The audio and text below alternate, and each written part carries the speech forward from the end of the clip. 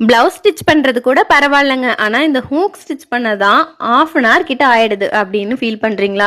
நானும் அப்படிதாங்க புலம்பிட்டு இருந்தேன். எவ்வளோ சீக்கிரம் பிளவுஸ் ஸ்டிச் பண்ணாலுமே ஹூக் கட்டுறதுக்கு ரொம்ப லேட் ஆகும்.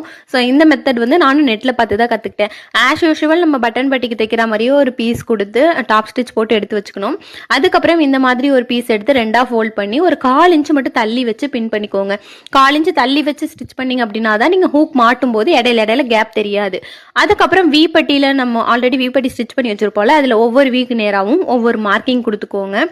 இப்போ நான் எப்படி ஸ்டிச் பண்றனோ அதே மாதிரி பண்ணணும். பக்கத்துல லாக் ஸ்டிச் போடணும். அதாவது ஒவ்வொரு மார்க்கிங்லையும் பக்கத்துல அந்த ஹூக்கோட அந்த தலைப்பகுதி இருக்குல்ல, அந்த பெண்டு மாதிரி வரும்ல, அது உள்ள போற அளவுக்கு அந்த கேப் இருந்தா போதும்.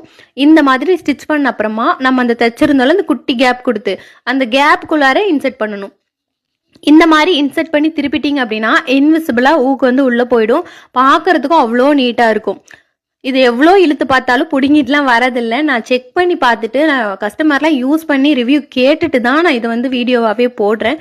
ரொம்ப ஈஸியாக இருக்குது. வித்தின் 5 minutes வந்து ஃபோல்ட் பண்ணி ஸ்டிச் பண்ணி கொடுத்துடலாம். ஈஸியாக தான் இருக்குது. நானுமே என்னுடைய பிளவுஸுக்கு ஸ்டிச் பண்ணி யூஸ் பண்ணி பார்த்தேன். ரொம்பவே நல்லா தான் இருக்குது. கண்டிப்பாக வந்து கஷ்டப்பட்டு கையில் ஸ்டிச் பண்ணாமல் இந்த மெத்தட் யூஸ் பண்ணலாம். ட்ரை பண்ணி பாருங்கள்.